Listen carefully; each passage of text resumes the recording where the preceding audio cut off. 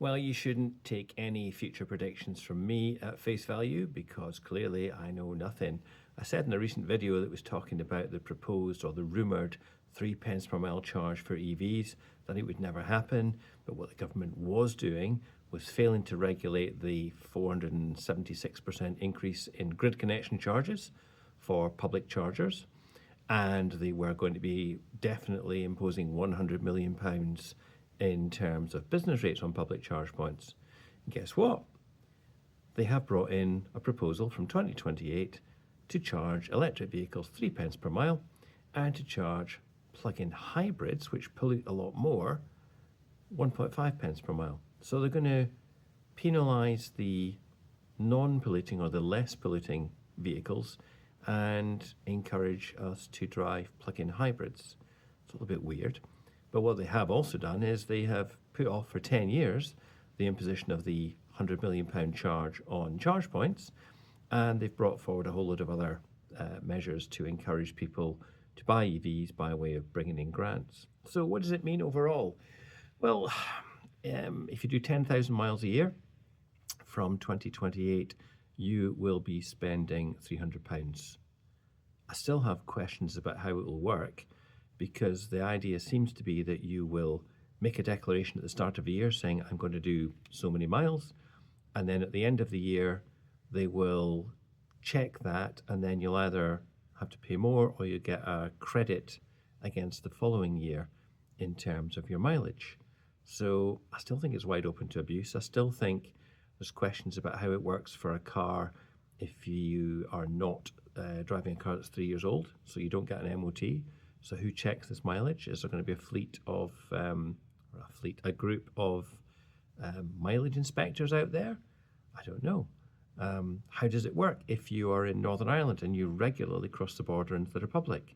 Is this the UK government saying it will tax journeys completed on other countries' road networks, where you might also be paying tolls? So in France, if you're driving on the motorway network, or the Czech Republic, or Austria, countries where you have to pay tolls or you have to get a vignette to travel on the motorway network, so you're paying per kilometre, is the UK government also going to double charge you? So many questions. It's all going to be consulted on.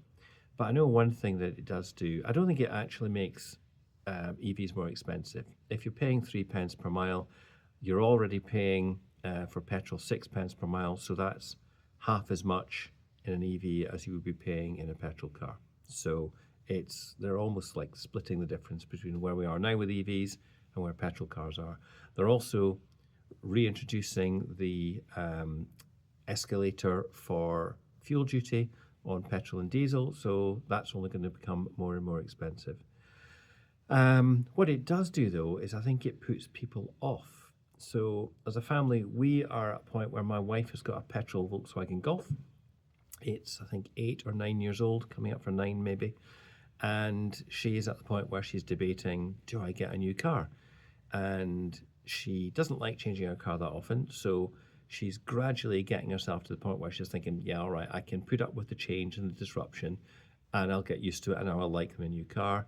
And she had probably narrowed it down to either an ID3, a Volkswagen ID3, or a Cupra Born. Those are the top ones on the shopping list.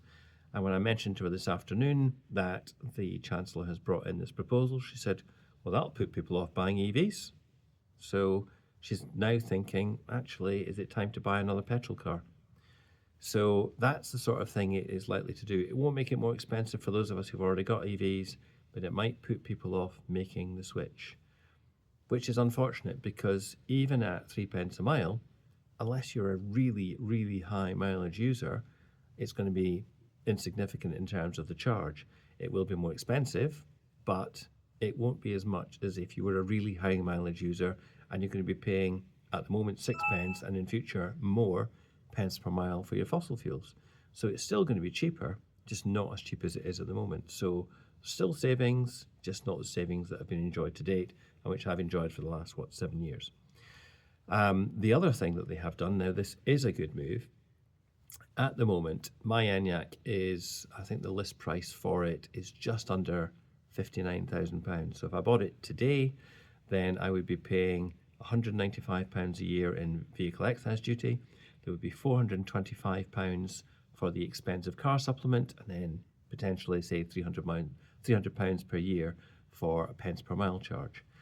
Well, what they've now done is they've increased that threshold for the expensive car supplement for electric vehicles. For everything else, it remains at £40,000, but for electric vehicles, it's going up to £50,000. And as I say, there are the grants that they have recently announced as well. So it's a mixed bag. She's giving with one hand, the Chancellor, and she's taking away with another. But I think overall, it's not as bad as some people are making out. There's a lot of activity on social media this afternoon. I've seen it on Facebook. I've seen it on LinkedIn. It's all over the place. People are, if they're petrol heads, they're going, ha ha ha, EV owners, you're going to get stiffed with bigger charges, and they're missing the fact that they too are going to pay more. And there are people who've got EVs who are saying, oh no, it's terrible, it's the end of the world, I'm going to have to pay more. And then there are others in the middle who've just bought an EV or maybe have just ordered one saying, should I cancel? No, you shouldn't, because the old saying is there's only, three certainties in life, I think, or is it two certainties in life? Three, it's birth, death, and taxes. So the taxes are going to hit you no matter what. It's just about how they hit you. So EV drivers have had it good for a long time. There's been no tax, no excise duty. Now we're going to have, well, we already do have excise duty, and now there's going to be a pence per mile charge on top. But it's all subject to consultation. It's not going to come in until 2028. And there are some proposals that people could make around this. For example, a flat rate charge doesn't really encourage much by way of efficiency. So if you think about the way car duty is, or excise duty is applied in the past, it's kind of encouraged more efficient, smaller cars. Well, if you do it on electric vehicles as a flat rate, that's hardly going to incentivize people to drive, I don't know, what's an efficient car? Tesla Model 3. My Skoda Enyaq is relatively efficient for the size of car it is, but smaller cars would be more efficient versus Jaguar I-Pace or the original Audi e-tron. I think it's called the Q8 now. Those are very, very inefficient cars. Well, where's the sense in charging them all the same? So maybe we could see a different pence per mile charge, so that if you've got a very small efficient car, a small town car maybe, you pay 2 pence per mile, 1 pence per mile, who knows? It still doesn't get around the problems with how on earth you track it and enforce it, so it'll be interesting to see how this develops. But anyway, I would just suggest everybody calms down and they don't listen to me for any future predictions, because clearly I know nothing and I got this one completely wrong.